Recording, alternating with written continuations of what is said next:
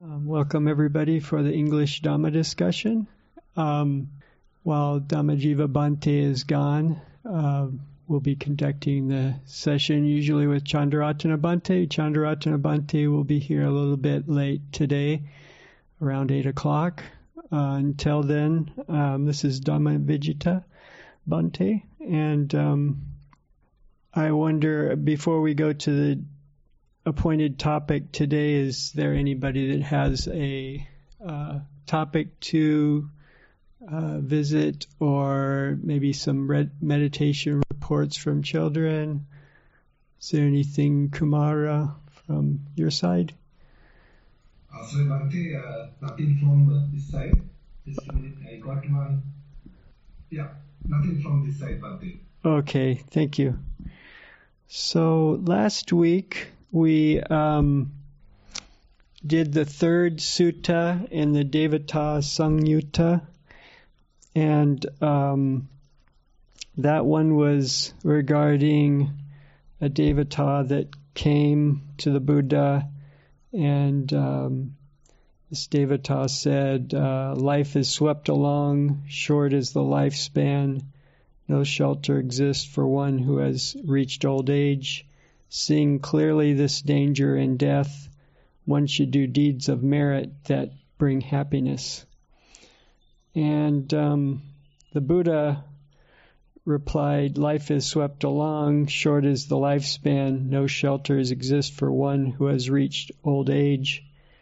Seeing clearly this danger in death, a seeker of peace should drop the world's bait.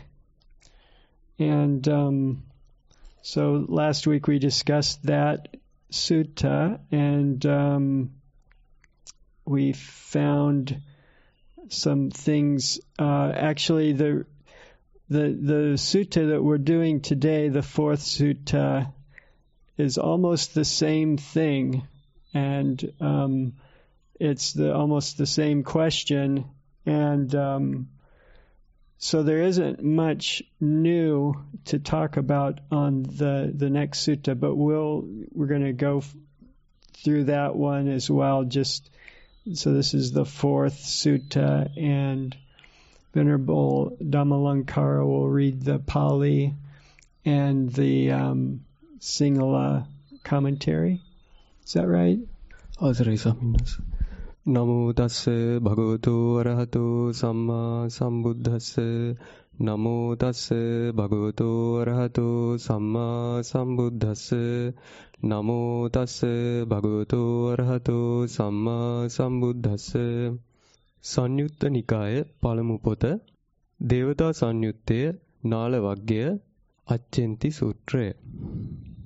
ඒකමන්තං ටිතාක්ඛෝසා දේවතා භගවතෝ සන්තිකේ ඉමං ගාතං අභාසි අච්චෙන්ති කාලා තරයන්ති රත්තියෝ වයෝ ගුණ අනුපුබ්බං ජහන්ති ඒතම් භයම් මරණේ පෙක්කමානෝ පුඤ්ඤානි කෛරාත සුකාව හානීති. එකස් පසක සිටි ඒ දෙවිතෙමේ භාග්‍යවතුන් වහන්සේ සමීපෙහි මේ ගාථාව කීය. පෙරවරු ආදී කාලේ ඉක්මයති. රාත්‍රියහු පුද්ගලයා මරණය කරා පමුණුවති. වයෝ රාශියහු අනුක්‍රමයෙන් පුරුෂයා හැරයත්. මේ ත්‍රිවිධ භය මරණයෙහිලා දක්නේ සැප එළවන පින් කරන්නේය. භාග්‍යවතුන් වහන්සේ අච්චෙන්ති කාලා තරයන්ති රත්තියෝ වයෝ ගුණවා අනුපුබ්බං ජහන්ති ඒතම් භයං මරණේ පෙක්කමානෝ ලෝකා මිසං පජහේ සන්ති පෙක්කෝති. භගවතු කාලයෝ ඉක්මයති. රාත්‍රියහු පුරුෂයා මරණය කරා පමුණුවති. වයෝ රාශියහු අනුක්‍රමයෙන් පුරුෂයා හැරයත්. මේ බිය මරණෙහිලා දක්නේ නිවන් පතනුයේ භවත්‍රය සංඛ්‍යාත ලෝකාමිෂය දුරු කරන්නේයි. Okay, and the English translation, the title is Time Flies By, and at Savatthi, standing at one side, that Devata recited this verse in the presence of the Blessed One. Time flies by, the nights swiftly pass. The stages of life successively desert us. Seeing clearly the danger in death, one should do deeds of merit that bring happiness. And then the Blessed One replies, you told, okay. So then the Blessed One replies, time flies by, the nights pass. Time flies by, the nights swiftly pass. The stages of life successively desert us. Seeing clearly the danger in death, a seeker of peace should drop the world's bait. So, as you see, this is almost the same thing as last week. And let's see. So there wasn't any commentary in the book about this one because it's a repeat, basically the same question as last week. But last week, some of the commentary, let's see.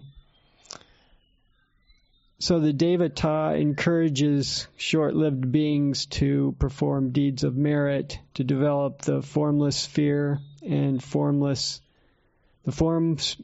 sphere and the formless sphere jhanas, so they can be born into the form and formless realms with a long lifespan.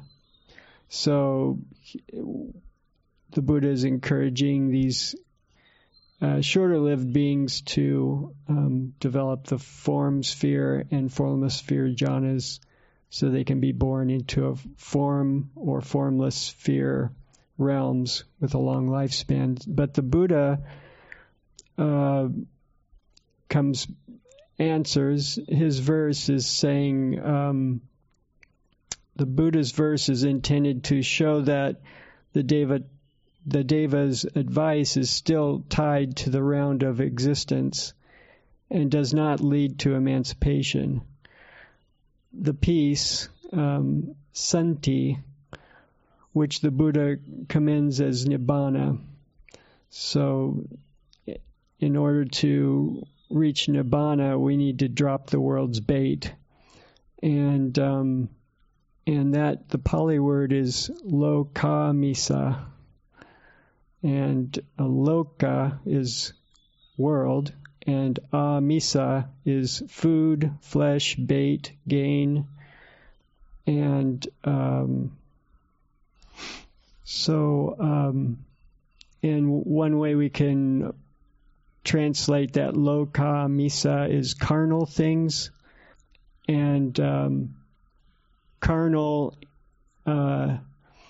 we can know carnal as the definition in or of the flesh, body, material or worldly, not spiritual, having to do with bodily or sexual pleasures, sensual or sexual. So dropping these worldly, material, carnal things, and the Buddha suggests dropping the world's bait, which is kama, lokamisa, the carnal things. And says figuratively, this lokamisa could be described as it denotes the entire round of existence with the three planes, the objective sphere of attainment, the bait of the world. So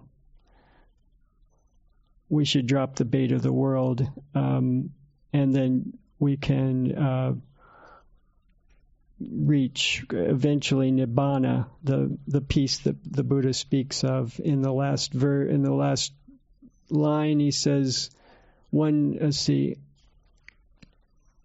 a seeker of peace should drop the world's bait. So the seeker of peace is denoting nibbana. So one seeking nibbana should drop the world's bait. And that's basically, I think, let's see, that's all we had for, of course, we went into more details. Chandaratana Bhante brought in other suttas related to this sutta, but this again can be applied to today's sutta, is dropping the world's bait, is suggesting that we renounce and follow the way of the Buddha and reach Nibbana. So, do we have any? I mean, we discussed this one last week, so maybe we don't have any more to discuss about it. So we could go to the next verse unless anybody else has something they would like to speak about. Did you? Yes, Avasaraya Bhante. Yes, I think we are encouraged further to practice that mean enthusiastic way and don't be delayed in our practicing, and further details mentioned in this sutta as well. So it's similar to the previous sutta, and the questions is same like that. Yeah, I don't have much more to add. Yeah. No, Bhante. No, compare with English translations, I don't think, no. Yeah. Next sutta as well. Okay. Avasaraya Swamīn Wahanse. Then fifth sutta in Sanyukta Nikaya, Katichinda Suttang. Ekamantan titakosa devata bhagavantan gātāya ajja bhāsi. Katichinde kati jahe kati chuttari bhāvaye. Kati sangāti ko bhikku ඕගතින්නෝති උච්චතිති. එකත් පසුව සිටි ඒ දෙවිතෙමේ භාග්‍යවතුන් වහන්සේට ගාථාවකින් සැලකලේය. කෙතෙක් සිඳින්නේද? කෙතෙක් දුරු කරන්නේද? මත්ෙහි කෙතෙක් වඩන්නේද? කෙතෙක් සංඝ ඇලීම් ඉක්ම වූ මහණතෙමේ ඕගතරණයයි කියනු ලැබේද? භාග්‍යවතුන් වහන්සේ පංච චින්දේ පංච ජහේ පංච චුත්තරී භාවයේ පංච සංඝාතිකෝ බික්කු ඕගතින්නෝති උච්චතිති. භාග්‍යවතුන් වහන්සේ පසක් සිඳින්නේය, පසක් දුරු කරන්නේය, ඉන් මතුයෙහි පසක් වඩන්නේය, සංඝ පසක් ඉක්ම වූ මහණතෙමේ ඕගතින්නයයි කියනු ලැබේ. Okay, and this is the fifth sutta, and it is called, the title is, How Many Must One Cut? And again at Savatthi, standing at one side, that Devata recited this verse in the presence of the Blessed One. How many must one cut? How many abandon? And how many further must be developed? And how many further must one develop? So again, how many must one cut? How many abandon? And how many further must one develop? When a bhikkhu has surmounted how many ties, is he called a crosser of the flood? And the Blessed One replies, one must cut off 5, abandon 5, and must develop a further 5. A bhikkhu who has surmounted 5 ties is called a crosser of the flood. And so let's see, the commentary from Bhikkhu Bodhi's commentary says one must cut off the 5 lower fetters. Sakkaya Ditthi, which is personality view, Vicikiccha, which is doubt, and the distorted grasp of rules and vows, sensual desire, and ill will. Then one must abandon the 5 higher fetters: lust for form, lust for the formless, conceit, restlessness, and ignorance. So, and in order to cut off and abandon these fetters, one must develop a further 5, the 5 spiritual faculties of faith, energy, mindfulness, concentration, and wisdom. And the 5 ties are lust, hatred, and delusion, conceit, and views.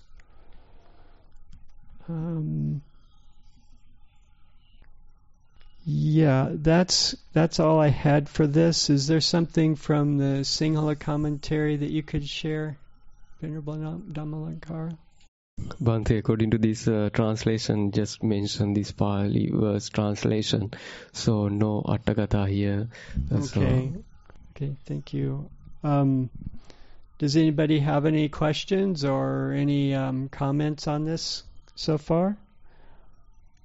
Okay, so I didn't study too much on this one, but again, what we're talking about here is that the Devata is asking.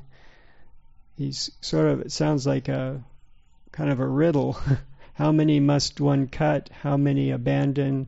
And how many further must one develop? When a bhikkhu has surmounted how many ties,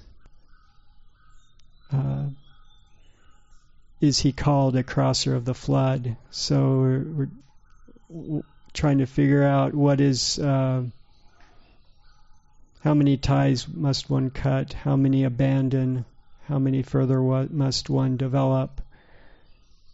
When a bhikkhu has surmounted how many ties, is he called a crosser of the flood? And so what the Buddha replies is that first we have to cut off the 5 lower fetters, which are personality view, doubt, distorted grasp of rules and vows, sensual desire, and ill will.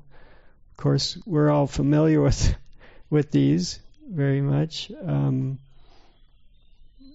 We often talk about personality view, how we cling to our sense of self and create a self to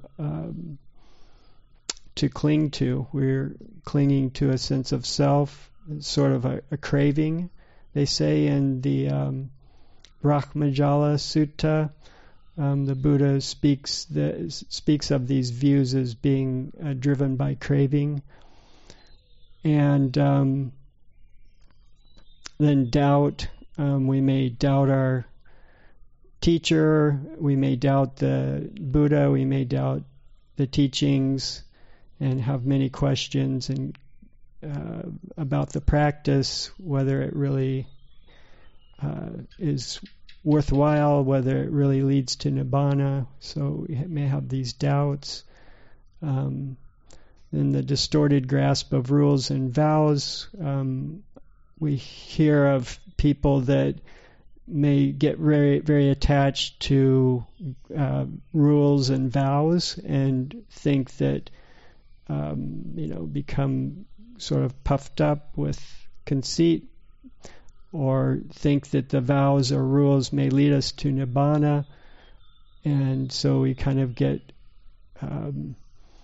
one can be tripped up by rules and vows, thinking that they are something that brings us closer to nibbana, where they can help us to let go of conceit and various defilements, but the rules and vows can't actually take us to the final goal. So they only give us so much support for our practice. And sensual desire, of course, we're in the sensual world, knowing pleasure and pain in the human existence. So we get caught up in how our sensual desire is, how we cling to pleasures and try to avoid pain. So this is something we get very clung to, and of course this is the thing that causes suffering, is the craving for sensual pleasures and avoiding things that we don't like. And actually that leads to ill will, things we don't like, people we don't like, that causes ill will in our minds. And so these are the 5 lower fetters. And I believe once we stream entry removes the 5 lower fetters. I'm pretty sure. Is that true? Do you know? Yes. Okay. And then the 5 higher fetters are lust for form, lust for the formless, conceit, restlessness, and ignorance.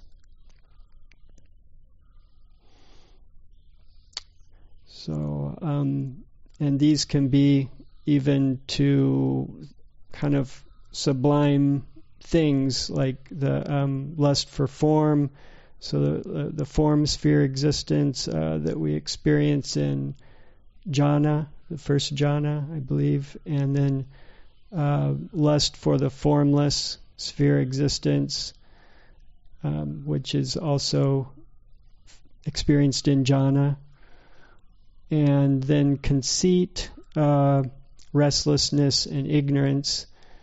Once these are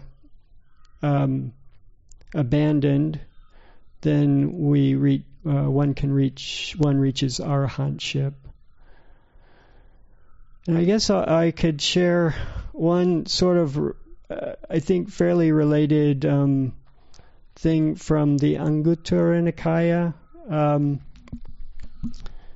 I don't know which sutra this is, but it's something that Analayo Bhikkhu gives as shows the importance of recognizing mental defilements. And since what I was just speaking of is the 5 higher fetters, which I'll repeat again in relation to this sutta in the Anguttara Nikaya. So the 5 higher fetters are lust for form, lust for the formless, conceit, restlessness, and ignorance. So 2 of these, conceit and restlessness, are mentioned in this Anguttara Nikaya sutta. And so this Anguttara Nikaya sutta, Bhante, shows the importance of recognizing mental defilements. And what happens in the sutta is that Anuruddha goes to Sariputta, and he's talking to Sariputta and saying, I have concentrative attainments, unshaken energy, well-established mindfulness, but still I have not attained realization. And Sariputta replies to Anuruddha that his boasting concentrative attainments is a manifestation of conceit. His unshaken energy is restlessness, and his concern about not having awakened is worry.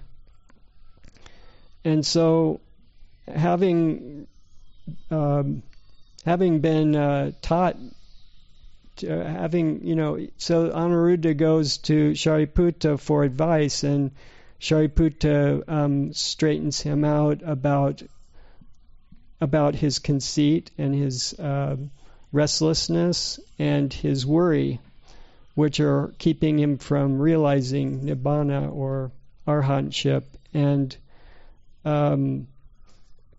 so after being informed of these hindrances, Anuruddha was soon able to overcome them and reach realization. And so by turning a hindrance into an object of meditation, we can take the middle path by not indulging and by not suppressing. As well, hindrances tend to lose their power when recognized. So that was all I had. And Bhante is here, so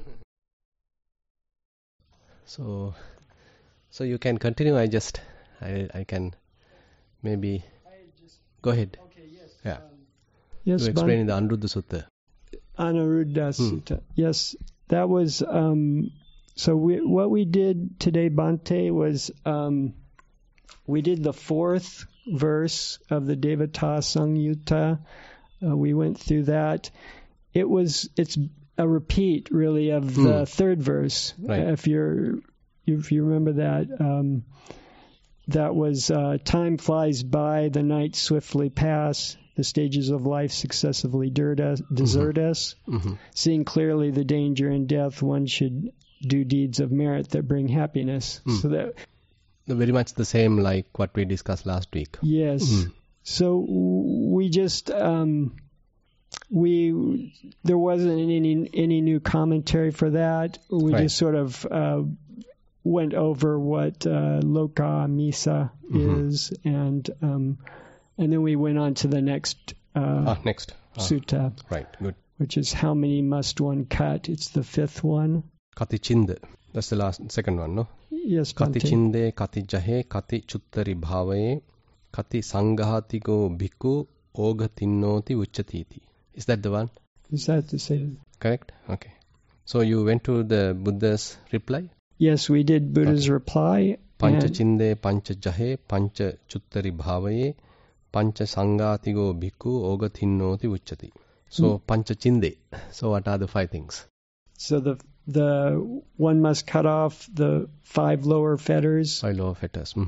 Identity view, doubt, distorted grasp of rules and vows, sensual desire, and ill will. Ill will. That's the Oram Bhagya Sangyojana. Oram Bhagya Sangyojana is the 5 lower fetters. Then the Uddham Bhagya Sangyojana is the 5 upper fetters. Then that is the Pancha Jahe, right? Pancha Jahe is the Uddham Bhagya Sangyojana, upper fetters. Am I correct? Yes. Well, no. The first, then it's cut off the 5. So first it's cut off the 5 lower fetters, which I mentioned, then abandon the 5 higher fetters. 5 higher fetters, abandon. Yes. Yeah. Yes. Then Pancha Chuttari Bhave, Pancha Sanghatigo Bhikkhu. So Pancha Sangha. Sangha, I think, is a synonym for what? That's also a common word, Sangha. Sangha, I think it's a bandhana, kind of a bondages. Sangha, the term Sangha. Bondage, yes. Maybe Sangha, Alim kila. So bondages, yes. Yeah, Sangha is the bondage. So I think 5, what are the 5 bondages mentioned there? 5. Typically, Raga, Dosa, Moha, Sangha. Yes. Lust for form, lust for the formless, conceit, restlessness, and ignorance. So those are the Sangha mentioned. Can you repeat? What? Okay. Yes. The 5 higher fetters, lust for form, lust for the formless. No. Those are the 5 higher fetters. Yes. No, what I am asking is the Sangha, 5 Sangha, the second one. The third one, Pancha Sanghatigo Bhikkhu Ogha Tinnoti Uchati. So that the bhikkhu has to... The ties he must cut. Tides. So there are 5... Yes. I have those here. Yeah. It's... So 5 ties are lust, hatred, delusion, conceit, and views. Ragadosa Moha, and then conceit and views. Ditti and avijja. Ragadosa Moha, Ditti, avijja. So Ogha Tinnoti Uchati. So then it is mentioned that who is able to cross over the floods. මේකේ සිංහල එකක් කිව්වද? Single translation also? Okay. So that's also done. So how it comes to the Venerable Anuruddha's connection?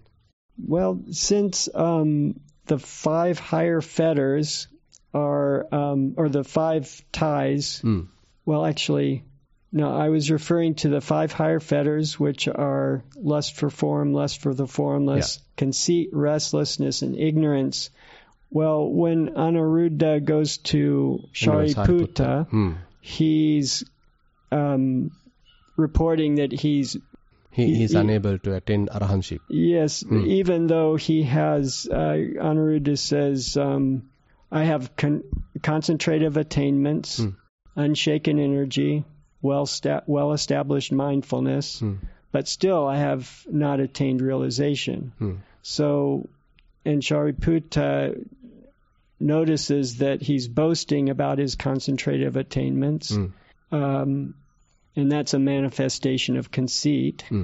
So that's one of the higher fetters.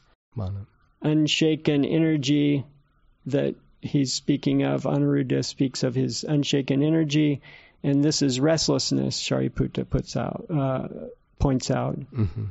And then his concern about not having awakened is worry. So having realized that he has these, they don't call them ties here, but those are the 2 ties, which are conceit and restlessness. He is then able to attain arahantship because he realizes his attachment and his ties, or the higher fetters. So basically that now he's talking about relentless effort. So relentless effort, on the other hand, Venerable Sariputta interprets as restlessness. So there's a relationship basically. So if we are putting too much effort, so the too much effort can cause restlessness in the mind. Atipaggahitam viriyam uddachanu patitam samadhissa paripanto. So that's the statement. So if we are having too much effort, so it causes restlessness. So the kind of balancing of the effort is what necessary. So the same thing happened to Venerable Sona, where he also putting too much effort, and then ultimately he decide, okay, I'm going to disrobe because the desired objective is not fulfilled. But Buddha came and point out, okay, you have to sort of calm down yourself, reduce the effort, balance the effort, giving that the loot, the simile of the loot. And then Venerable Sona also was able to accomplish arahantship by balancing the faculties. Now here also a very similar situation. Venerable Anuruddha come and report to Venerable Sariputta, okay, I have all these, whatever the necessary qualities, but still I am not an arahant. Very interesting. So say he has the psychic powers in the sense that he can see, he has the clear vision. On the other hand, fair amount of concentration and relentless effort, but I am not an arahant, isn't it? So very much, very same kind of a scenario. Could I ask also, Bhante? Sure. Excuse me, is so Anuruddha was manifesting conceit and worry, and also restlessness. Would that worry? How Venerable Sariputta interprets worry? Because of not being able to attain. Anuruddha's, because he has a concern of not having awakened. Not having awakened. Since he has these fetters, wouldn't that be like if you have conceit, then you also would have ignorance, wouldn't you? Sure, definitely. So you could say that he was really manifesting all the 5 fetters, 5 upper fetters. Yes. Now lower fetters are not with him, but the upper fetters are there. So the Ruparaga, Aruparaga, Mana, Uddacca, Avijja. So those are the upper fetters. Ruparaga, the any kind of a desire to material attainments. Aruparaga, desire to attain the immaterial attainments, immaterial jhana. Mana, the conceit. Uddacca, restlessness. Avijja, ignorance. So those are the 5 upper fetters. So Venerable Sariputta is pointing out, okay, you are talking about your relentless effort, so that is indicating the restlessness. It causes restlessness. On the other hand, you are talking about your higher concentration. So that is the conceit. You are proud about your concentration. That is the conceit. And then you are worrying about not being able to attain the arahantship. So that is the worry, or we can say kind of a regret. Maybe the ignorance related in a way. Because now probably we can connect this with the appanihita. Can you remember the appanihita? Now, when we are talking emancipation, kind of liberation, so there are 3 openings, 3 doors to emancipation. Signlessness, signless, desireless, and emptiness. Signless is the animitta, desireless is the appanihita, sunyata is the emptiness. So here in the middle one, the appanihita is particularly talking about the desireless. Even one has a desire to attain something, so that's a desire in a way. So say it's a kind of a driving force. So it is required actually to drive you even in the spiritual path. So that's why there's a statement telling tanhan nissaya tanha pahatabbu. So you are using tanha, you are using craving, the desire, ultimately even to cut off that desire. But at the beginning, it's a kind of a motivation factor. It's the driving factor. Okay, I want to become a sotapanna, I want to become a sakadagami, I want to become an anagami, I want to become an arahant. So once you come to the arahantship, not yet an arahant, but even the desire to become arahantship is a kind of a hindrance then.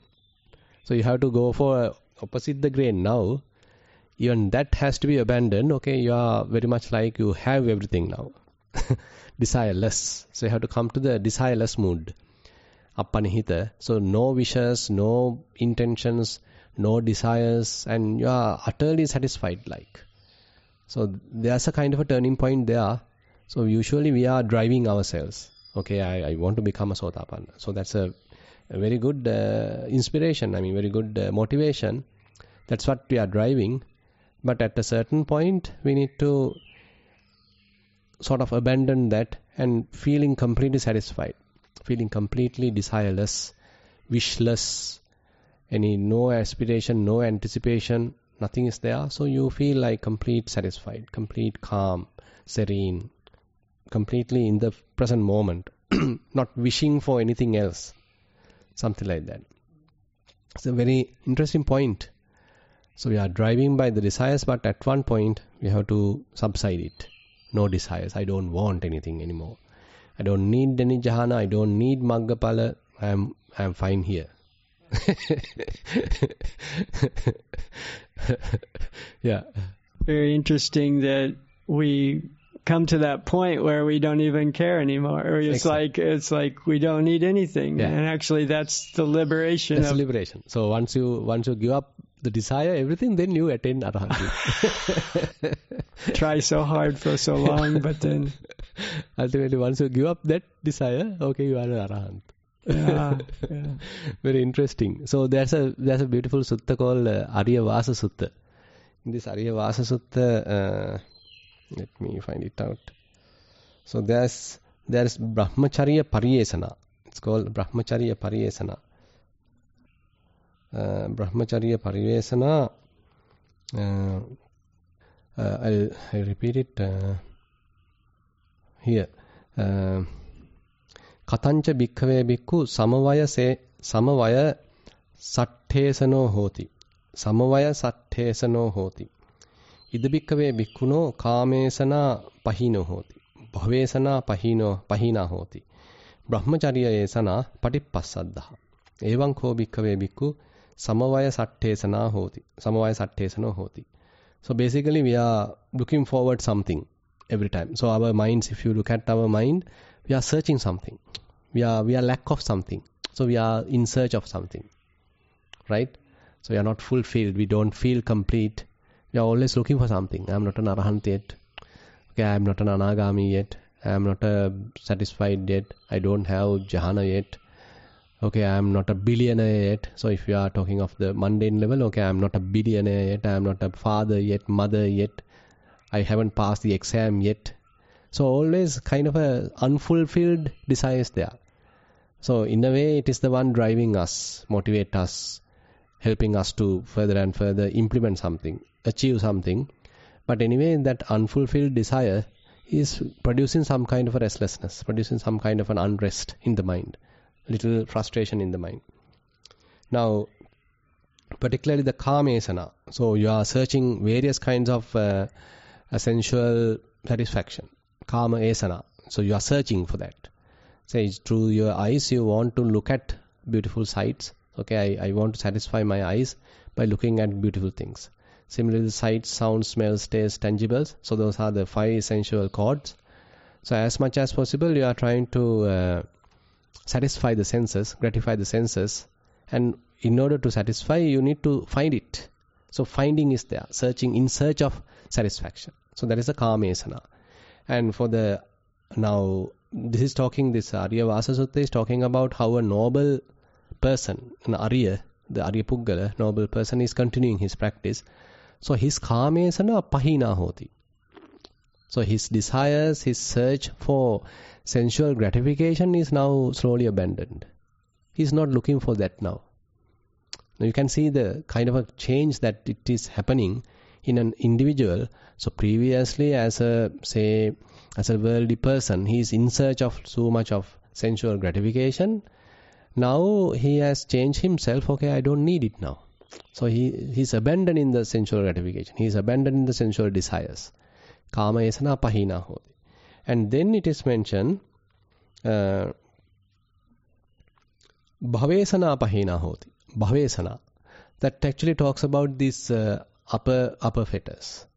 So bhavesana. So you may have to like, okay, I like to have a birth in this material Brahma realm. I like to have birth in the immaterial Brahma realm. So any kind of an existence, if you, even it's a more sublime level, if you have any sort of desire for that, so it's still asana. So you are in search of that is. Now even while in this life, say if you are desiring for such kind of an experience, at the beginning it is useful, but later now you are sort of abandoning even that. Very much like you feel complete, you feel fulfilled. So this bhavesana, so the complete continuity of the life, say continue to expecting to continue the existence. I want to live further and further. So likewise, we are always driven by that desire to exist. Desire to exist. I can't die. I want to continue. It doesn't mean that we have to wish for the suicide. Rather, we always want to continue as a person. We always want to continue as an individual. So that's the desire, bringing us to the next life, to the next life, to the next life. Because there's an unfulfilled desire to continue, to exist as an individual. So that bhavesana, that also pahina hoti. That's also abandoned. Now Arahant he understood, okay, nothing is there, so I don't want to continue. Now the aggregates are continuing, okay, let it continue. I don't want to kill myself.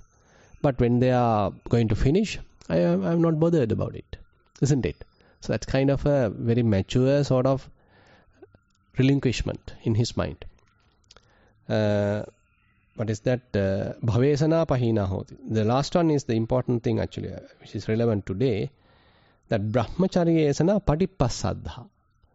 Brahmacharyesana patipassaddha. So that means, so what are you expecting? Now we became monks expecting something, right? We became monks expecting something. Okay, I need to live a more disciplined life. I want to live a more concentrated life. I want to live a more wise life. Or I want to fulfill certain discipline. Or I want to fulfill certain knowledges, vipassana knowledges, or maggapala, whatever. So that is the motivation factor for one to become a monk, no? So it's a kind of an asana, kind of a desire, kind of a objective you is having. Now here brahmacharya asana patipassaddha means, so when one becomes an arahant, all that objectives are very much like calm down. It's not abandoned, it's very much like calm. You have arrived at. So no more pariyesana, no more searching. That's why the Arahant is referred as Kata Karaniyo. Kata Karaniyo. He has completed the task. He has done. No more. Nothing else to do. Kata Karaniyo. So Brahmacharya Esana Patipassadda. So all his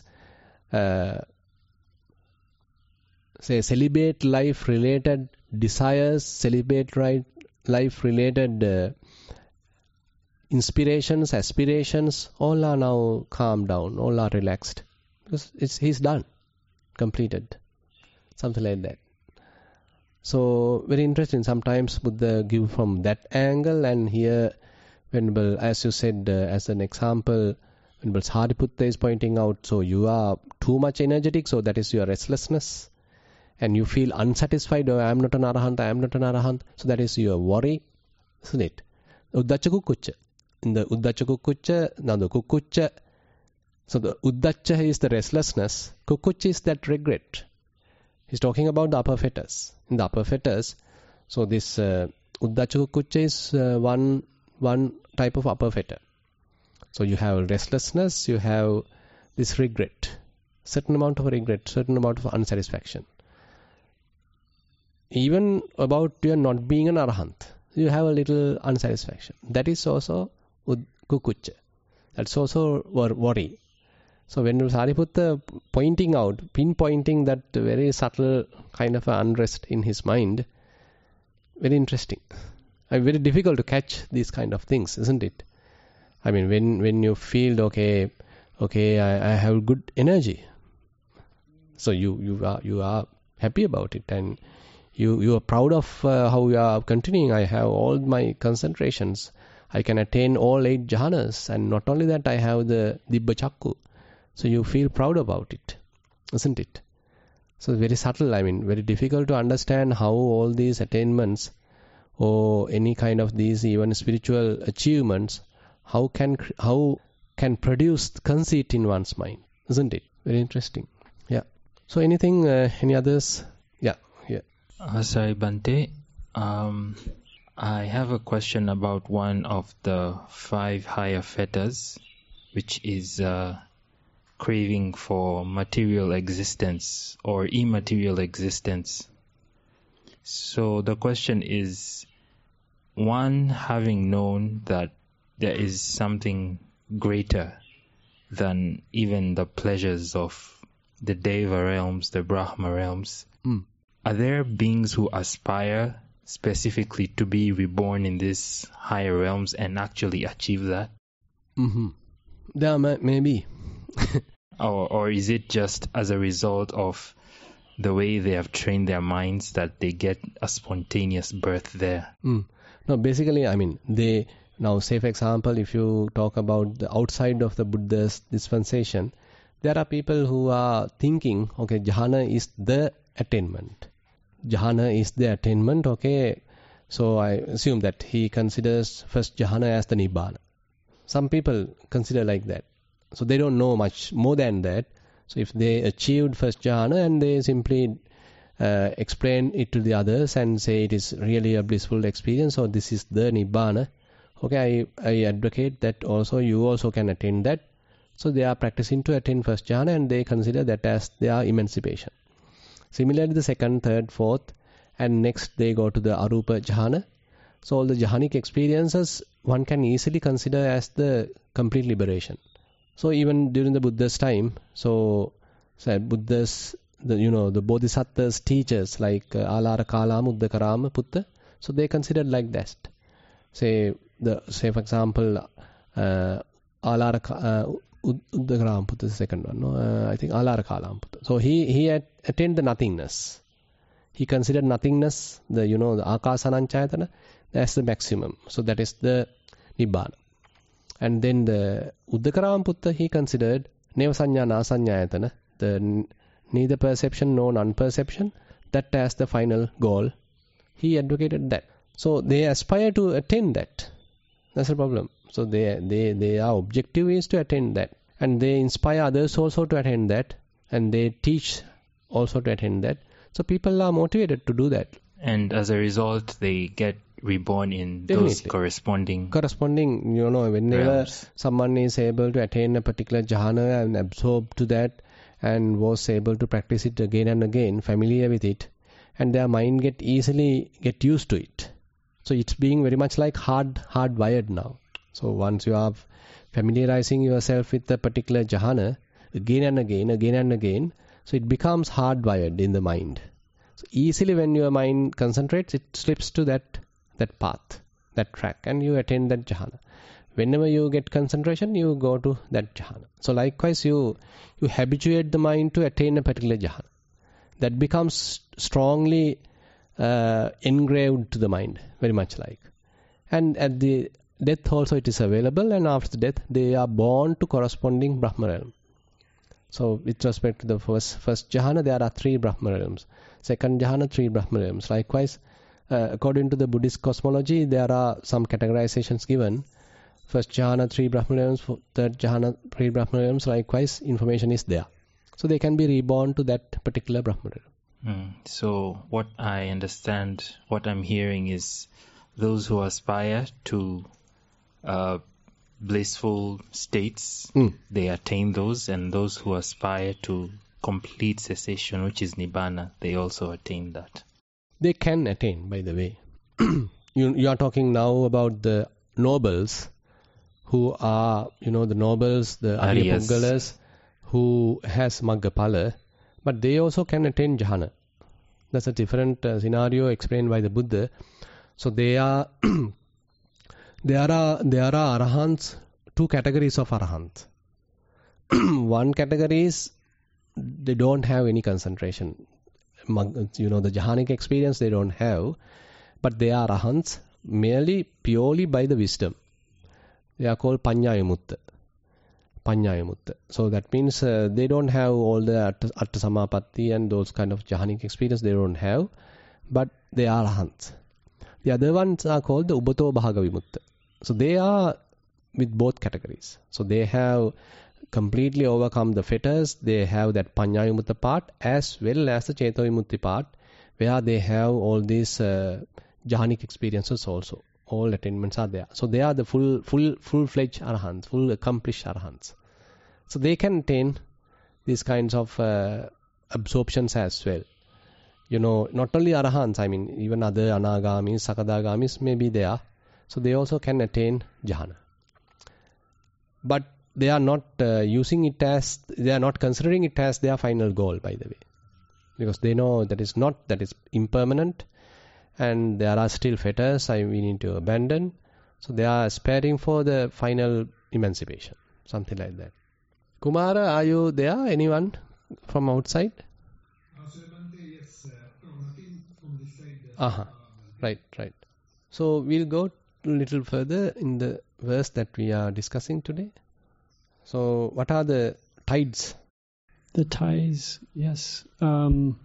Lust, hatred, delusion, conceit, and views. Lust, hatred, delusion, conceit, and views. So those are the Sangha, right? Sangha and tides are the same. Tides of... The higher fetters are the form... Yeah, higher fetters, no. That Pancha Sangatigo Bhikkhu. Oga Thinnoti Vuchati. Oga is the 3 oga. The spiritual faculties, we didn't discuss those yet. That's not discussed. So one must cut off the 5, abandon 5, and must develop a further 5. Must develop further 5. So I think that's the 5. That's the 5 faculties. Yes. Pancha Chuttari Bhave. So that means he has to develop 5. So it's interesting how one needs to cut 5, abandon 5, develop 5, and then he is able to cross another 5. How the 5 is used everywhere as a repetitive number. 5 to cut, 5 to abandon, 5 to develop, and 5 to cross. So what are the 5 to cross? So they are 5 lust, hatred, delusion, and view and ignorance. Correct? The 5 to develop? No. Oh, the 5 to abandon. Cross. To cross. faith, energy, mindfulness, concentration, and wisdom. No, those are the 5 to develop. 5 indriya, 5 faculties are the ones to develop. So a bhikkhu has to surmount 5 in order to cross the flood. Yeah. So he has to surmount. Surmount. That's the 5 ties: lust, hatred, delusion, conceit, and views. Conceit and views. Yes. Okay. Correct. So different ways. I mean, how Buddha sort of present the Dhamma in many different ways. So 5 faculties you need to develop. As a result of that, you are able to abandon 5 higher fetters and cut off the 5 lower fetters, and then surmount another 5 bondages. So what's the difference? So this was something I was wondering. Now about the first lower fetters, he says, okay, you need to cut them off. The upper fetters you need to abandon. Is there any difference? I think the same, right? Very much the same. So how the verse being properly formulated just to give some aesthetic sort of thing, I feel. But anyway, the 10 fetters have to be cut off. All 10. Okay, then shall we move forward to the other one? Oh, half an hour. What do you think? Then Jagara Sutta. We'll go to the other one. Okay, yeah. Jagara Sutta. I'll recite the Pali verse. Ekamantan tithako sa devata bhagavato santike imang gathang abasi. Kati jagaratang sutta, kati suttesu jagara, katihi rajama deti, katihi parisujjati iti. So you can recite the translation. Okay. Yes, Bhante. At Savatthi, standing to one side, that Devata recited this verse in the presence of the Blessed One. How many are asleep when others are awake? How many are awake when others sleep? By how many does one gather dust? By how many is one purified? How many? Yes. How many? So the singular translation go like this. Ki denekun nidhi varaddi, ki deneku nidhi gattahu vedda. Yes, how many? Ki denekun nidaddi, ki denek nidhi varanno vedda. Ketekin keles rajas ganida. Ketekin pirisudu veda. Okay. And then the answer Buddha is giving, Pancha jagaratang sutta, pancha suttesu jagara, panchahi rajama deti, panchahi parisuddhati. There are also the 5. Pastinekun nidhi varaddi, pastinekun nidhi gattahu vet, pastinekun nidaddi, pastinek nidhi varanno vet, pasekin keles rajas gani, pasekin pirisudu ve. So everywhere the 5. So you can translate. The Blessed One says, 5 are asleep when others are awake. 5 are awake when others sleep. By 5 things one gathers dust. By 5 things one is purified. So that also we can see the kind of... so what are the 5? So you can continue the translation further. Yes, but in the Bhikkhu Bodhi commentary says, when the 5 faculties are asleep, the 5 hindrances are awake. It is by the same 5 hindrances that one gathers dust, i.e. the dust of the world, the dust of defilements. So again, it is by the same 5 hindrances that one gathers dust, i.e. the dust of the defilements, and is by the 5 faculties that one is purified. So we went to the next sutta, Jagara Sutta. You can recite the singular translation. අවසරයි ස්වාමීන් වහන්සේ. ජාගර සුත්තං ඒකමන්තං තිතා කෝසා දේවතා භගවතෝ සන්තිකේ ඉමං ගාතං අභාසි. කති රාග රතං සුත්තා ජාගරතං. එහෙම sir. The ජාගරතං. කති ජාග රතං සුත්වා කති සුත්තේසු ජාගරා. කතිහි රජ මාදේති කතිහි parisujjati. Jagara means nidhi verima. So you are being sleepless. You know there is a austere practice called the austere practice Sinhala translation Dutanga Jagaranu Yoga. So Jagaranu Yoga means so you are not sleeping, you are not putting your the side on the bed. Instead you are, even if you want to sleep, you are sleeping while sitting. Jagaranu Yoga. So that means you don't want to sleep. So it's a austere practice, Jagariyanu Yoga. So here Jagara means that being awake, very much like not sleeping. Yeah. සවැත් නුවර එකත් පසක සිටි ඒ දෙවිතෙමේ භාග්‍යවතුන් වහන්සේ සමීපෙහි මේ ගාථාව කීය. කී දෙනෙකුන් නිදි වරද්දී කී දෙනෙක් නිදිගත්තාහු වෙද්ද. කී දෙනෙකුන් නිදද්දී කී දෙනෙක් නිදිවරන්නෝ වෙද්ද. කෙතකින් කෙලෙස් රජස් ගනීද කෙතකින් පිරිසුදු වේද. So the interesting then how 5 faculties are complete opposite to 5 hindrances. That's the theme of this whole verse. When 5 faculties are up, when they are awake, hindrances are down, they are sleeping. When hindrances are up, they are awake, faculties are down, they are sleeping. And hindrances cause the defilements or to have the dust in the mind. Hindrances are causing the dust or the impurity in the mind. The faculties are causing the purification of the mind. Complete opposite. Very interesting. So, I mean, it's very aesthetic way that things are presented. So they are sleeping, they are awake. Either way. Either faculties are sleeping, then hindrances are wake up. When the hindrances are sleeping, then the faculties are waken up. So, hindrances and faculties. There is a saying like darkness and lightness are not being together. Something like that. Is it similar to this? Very similar. Very similar. When light is there, the darkness can't exist. When darkness is there, the light, illumination can't exist. They are quite opposite. So the faculties, 5 faculties: Saddha, Viriya, Sati, Samadhi, Panya. Saddha, the faith; Viriya, the effort; Sati, mindfulness; Samadhi, concentration; Panya, wisdom. So they are to be aroused, they are to be developed, and then the 5 hindrances are to be abandoned. 5 hindrances: Kama Chanda, sensual desire; then ill will, Vyapada; Thina Middha, sloth and torpor; Uddacha Kukucha, restlessness and worry; Vichikicha, the doubt. All that 5 has to be abandoned. Any idea how the 5 faculties are causing hindrances to abandon? Can you explain? Yeah.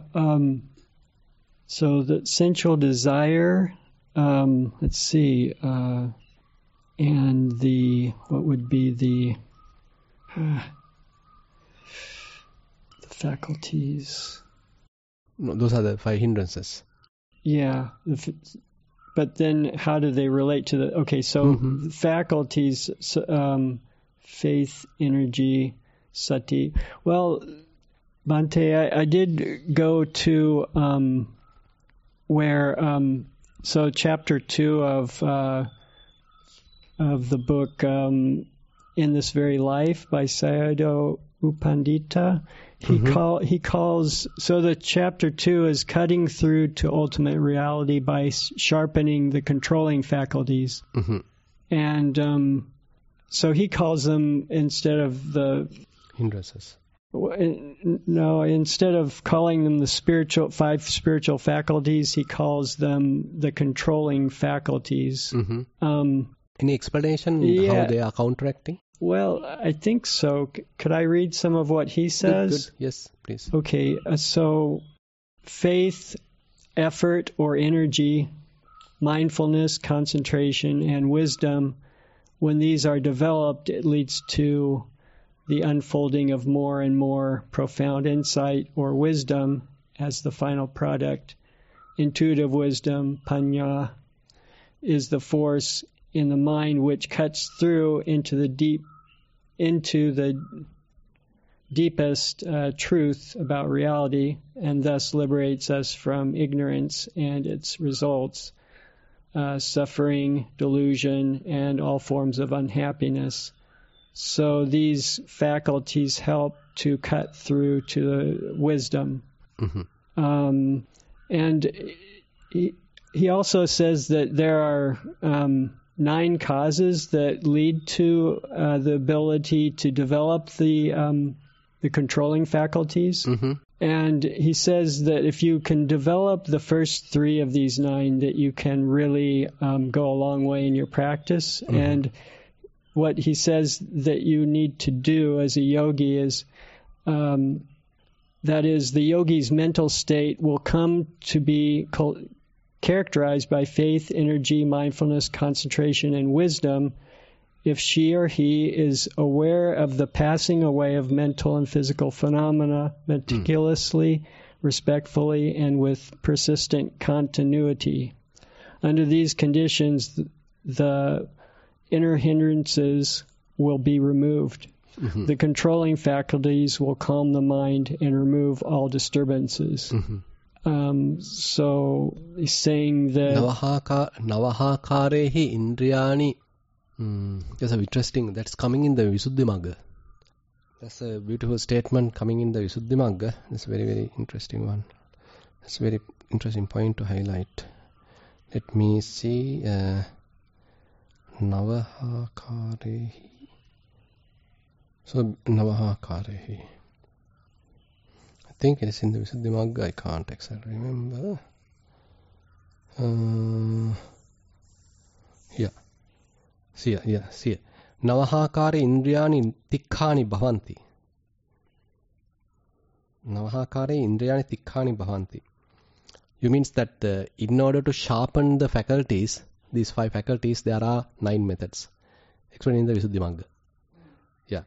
Bhavanti. Uppannuppananam sankharanam kayameva passati.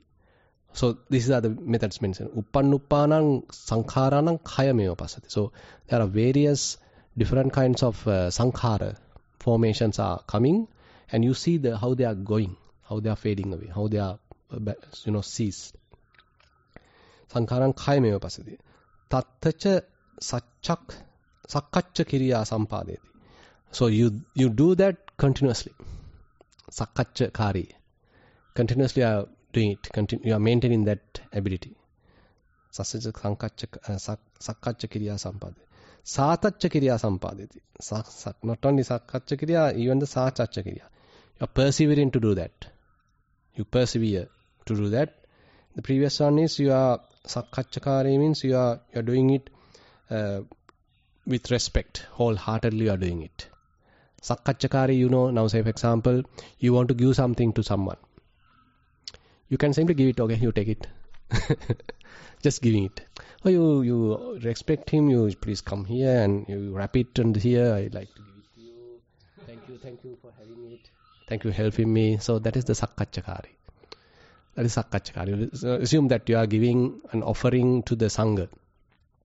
Say a monk is coming for Pindapata and you are offering something. So you can respectfully approach him, salute to him, Bante, just wait, I am going to offer you, and you take the best you have, and with respect, you are one spoon after the other, with lot of respect, you are offering it.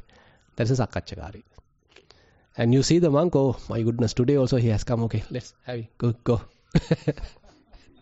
You offered but not respectful, no any, it's not sakkacchakari, even though you did it. So sakkacchakari is something, therefore, ask us to develop. So whenever you are doing something, okay, it is you have certain concern about the other person who is receiving. I am talking about the dana, the giving part. So you have certain concern about his respect, his concerns, and you manage the offering also. You are wrapping and produce it very beautifully, respectfully, and that's the kind of sakkacchakari. So when you are practicing, same thing. So you are practicing vipassana, but you do it sakkacchakari, respectfully, with kind of such a mentality, wholeheartedly. Satacchakari, you are maintaining it irrespective of the issues, hindrance, or rather obstacles. You are continuously doing it. Satacchakari. And then I think same thing when this Upandita is telling. Satachakari sampadeti.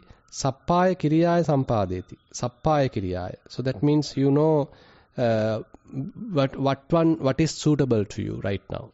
So with respect to your practice, okay, what is suitable to me right now? So whatever that beneficial action you are doing, which is more suitable. Talking about sappaya kiriyaya. Everything. So you should know. So what is suitable to you today? Say you have certain sickness. So accordingly you have to match your food. And if you have certain back pain, okay, accordingly you have to match your place, posture. So likewise, depending on the situation, you are matching the situation, adjusting and continuing the practice, by the way. Sappaya kiriyaya sampadeti. Samadhissacha nimittak gahena. So why not, can you repeat the same thing? Then we can easily tally these things. So first one is called sankharanam khayameva passati. That means whatever the arising formations, he see the dissolution side. Can you repeat that part? How he has mentioned? Yes, Bhante. 9. Yes, he says that is, the yogi's mental state will come to be characterized by faith, energy, mindfulness, concentration, and wisdom if she or he is aware of the passing away of mental and physical phenomena meticulously, respectfully, and with persistent continuity. Oh, he has amalgamated all that deep. One moment after the next. Next. Yes. What's the next? And he also mentions, like, in our daily activities too, slowing down and being aware of each movement. So, but when we're not meditating, next, what yes, else? then he says, under these conditions, the inner hindrances will be removed. The controlling faculties will calm the mind and remove all disturbances. I didn't note all the 9. All 9. This is just the first 3. He says the first 3 can take us a very long way in our practice. Exactly. So very interesting. So this 9 available in the... Actually, I remember when Dhammaji was talking about this 9 in a I think it's in a retreat. So I also find out what it is, and this is what in the Visuddhimagga. Very interesting way. Visuddhimagga in a way summarizes so how to sharpen the faculties. So 9 ways. So first one, as first, second, third is what Venerable U Pandita is highlighting here. So you are seeing they are passing away, and you do it wholeheartedly, respectfully. That's the second one.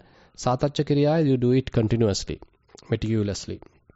And then the Sappaya Kriya, the fourth one. So that is, so you are concerning about the situation and adjusting yourself. You know exactly the amount you need or something like that. Then Samadhissacha nimittak gahena. So when the concentration is arising, so you know exactly, okay, this is what necessary. Too much is not necessary. Too less is not necessary. Okay, you know how to balance the samadhi. And then bojjhanganancha anupavattanaya. Bojjhanganancha anupavattanaya. Anupavattanaya means making something happens in a suitable way. So you know about the 7 enlightened factors, and you know how to arouse them.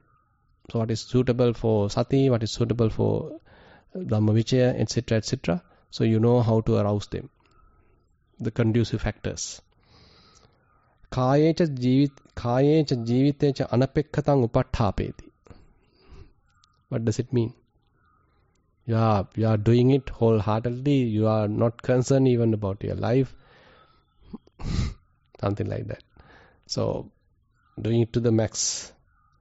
That is the final goal, like, with resolution. Tattacha abhibhuyya nekkammena antaracha abhyasanenati. So with lot of renunciative mood. So you are abandoning things, and that you are being geared, you are being motivated by the renunciation to abandon things, to drop things, relinquish things. So these are the 9 methods, 9 sort of reasons mentioned in the Visuddhimagga how to sharpen faculties. Yeah.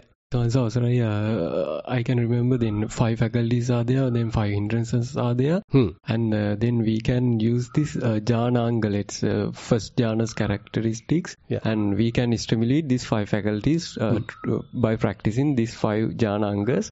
Then we can remove these 5 hindrances. Correct. Yeah, in the vipassana way or the samatha way, then we can practice these 5 jhananga. Yeah. So jhana anga is another part that we actually can talk in this situation.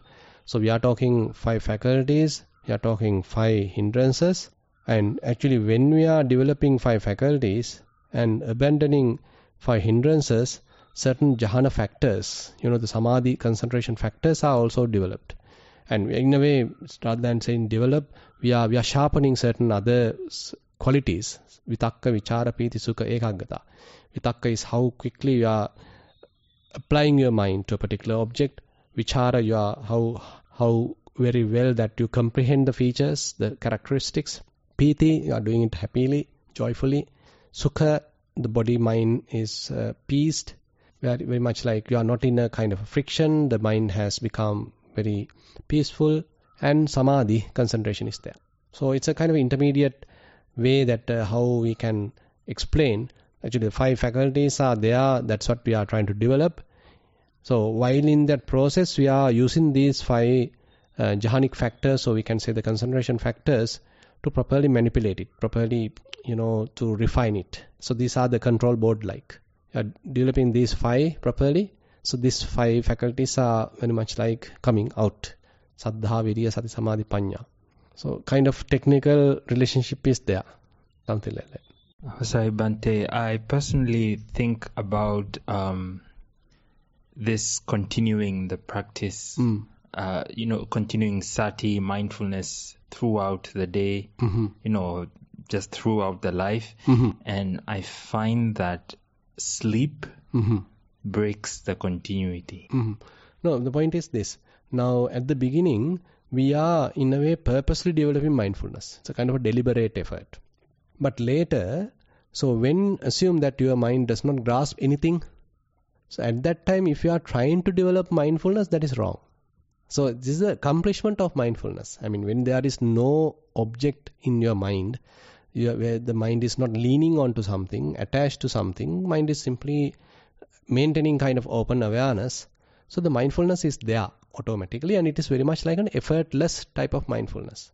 So there's a beautiful statement by the Buddha when he's asking, one Brahmin called Unnaba Brahmana, he's asking the question, Bhante, what is the refuge for mindfulness? What is the refuge for mindfulness? Any idea? Refuge for mindfulness.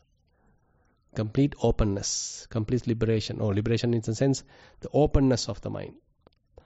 Vimutti. So the Satyako Brahmana Vimutti Padisarana.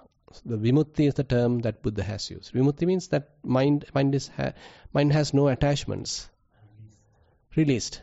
Yeah, released. So mind is, no attachment, no footing, no object. So it is released. So that state is the very, home of mindfulness. You are making the mindfulness effortless. At that time, so mind has nothing basically. So you are utterly in mindfulness. It's an effortless type of mindfulness. So therefore, if we say you have to maintain mindfulness, you have to practice mindfulness continuously till the death, at some point it has to change. So that attitude has to change. It is true that at the beginning you are motivating yourself, true. But once you are practicing vipassana and accomplish that unattached state of mind, say release state of mind, you have to stop, because release state of mind is the mindfulness. It's like you make the mindfulness, it's there. You don't need to worry about it. It's already there. So it's very much like now mindfulness is developed, but you are in a more effortless way. You know what's going on. You are fully aware of things. So you are not deluded. So kind of a change happens in our practice at one point. So you are pushing yourself, striving yourself. You reach some state. Now you are relaxing, calming down, relaxing, balancing. very much like a balancing mood, not striving anymore. Wait, Bhante, you have answered my question in excess. No further. Good. Avasara, in response to Bhante's question, I also had a similar question in the past, how to sleep mindfully, because I knew it was possible, but I didn't know how to do it. I kept trying. And I was on retreat, and there was a story about an 8-year-old girl, and when she goes to sleep, she sleeps mindfully. And that was the driver for me to learn how to do it. So I'd like to share with you, Bhante. So what she said was, or what happened was, she goes to sleep, and her body's asleep and her mind is awake, and she's sleeping mindfully. And the method for it was she keeps her attention to the body, not to the breath, and then she falls asleep mindfully. Practically, so that was during retreat. So I said, okay, I have to do this now. This 8-year-old kid can do this. I need to be able to do this as well. So I went and tried it, and it worked. So there was a point where I'm lying in bed, keeping my attention to the body, and then there's a point where you can feel the body asleep and your mind is awake. And the confirmation for that for me is I try to move my body, but there's no response. Like I said, you did what? I try to move my body, but there's no response. He's asleep. And then if you keep doing it, then you pick up that point, the transition from being totally awake to body being asleep. And then when you keep staying there, I never mindfully slept the whole night, but when I was staying there for a long period of time, it was so painful. So painful. Because you're asleep, you're unconscious. You never, when you sit in one spot for a long time, it's painful. Same thing when you're sleeping. So painful. So I hope it's some help for you if you want to do it. Mind you, I don't do it anymore. I just straight away unconscious. Oh, good. I didn't try it anyway.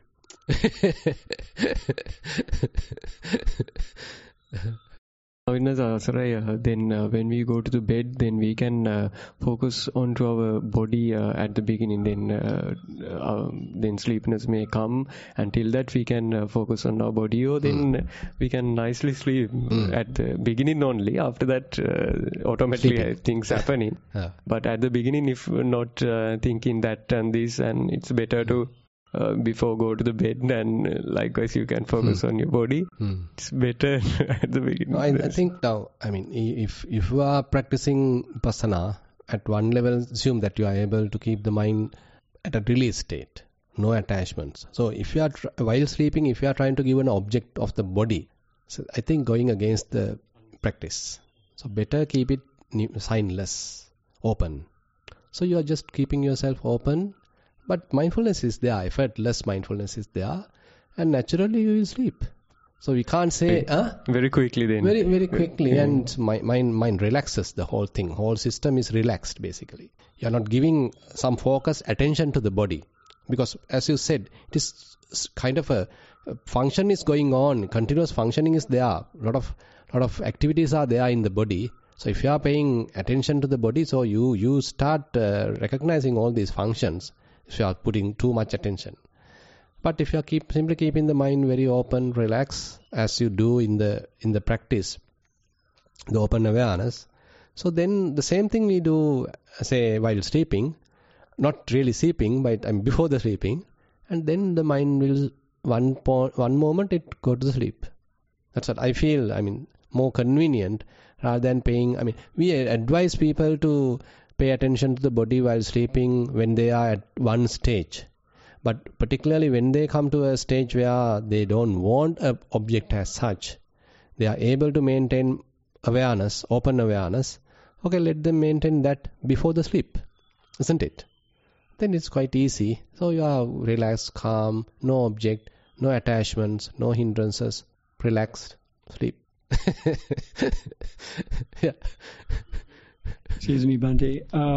And Sayadaw Pandita, when he's talking about the development of the controlling faculties, he's talking about, I think he may have been talking about practicing respectfully and continuously, but he says, except for when you go to sleep. And so he didn't say anything about being mindful while asleep for sure, but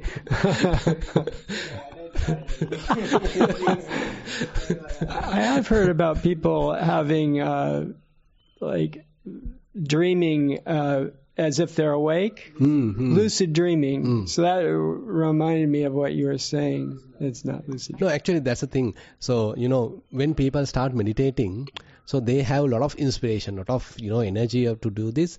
So they want to practice even while at sleep. So they are now finding methods to,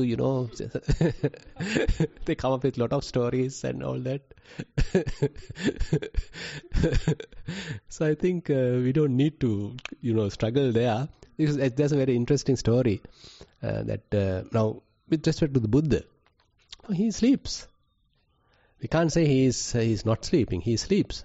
Say 2 hours, maybe he's sleeping. He's in a good sleep.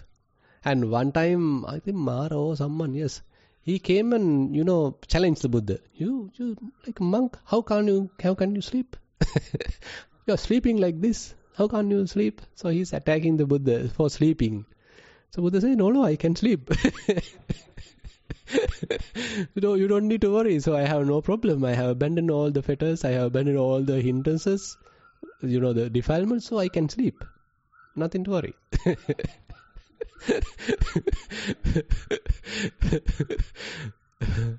For Rahatan Vahansela also and Arahants, and there are in Vinaya Pitaka also there are stories about while they are sleeping. Then that level there is no issue to sleep. Yeah. So sleep is, I think, it's a kind of body and mind rest. So when it is necessary, right amount we can provide so that we get refreshed, kind of rejuvenated. So I feel we have to admit that, okay, this body requires certain amount of calming, relaxing, kind of utter type of calming relaxation. So why not produce it? Give it no harm. That's why some people go to the other side. Okay, I'm not keeping it on the lying down posture. I'm keeping it straight posture. I'm practicing this Dhuthanga, the austere practice. So they go to that level. So somewhat little too much, by the way, depends on people, depends on the characters. Some people actually practice it. It depends on the character. Certain people, they manage it properly. Okay, when it is necessary to sleep, okay, you sleep. And when it is you are awake, you are very sharp, you are looking at through the wisdom, trying to cut off the defilements. So it depends on the people. Even during the Buddhas, different people are there. Say some person is more faithful, another person is more effortful, another person is going with the wisdom. There are 3 types of Buddhas. One Buddha is more effortful. Through the effort he is going through. Another Buddha is more faithful. Through faith he is going through. The other one is the wisdom. So he is going through the wisdom. So likewise, some differentiations are there. Okay, shall we wind up then? Thank you for your teaching today, Bhante. May our relatives and all beings share in the merit produced by today's teaching. May all celestial beings share in the merit produced by today's teaching. And may the celestial beings protect the Dhamma exposition and dispensation of the Buddha and his disciples for a very long time.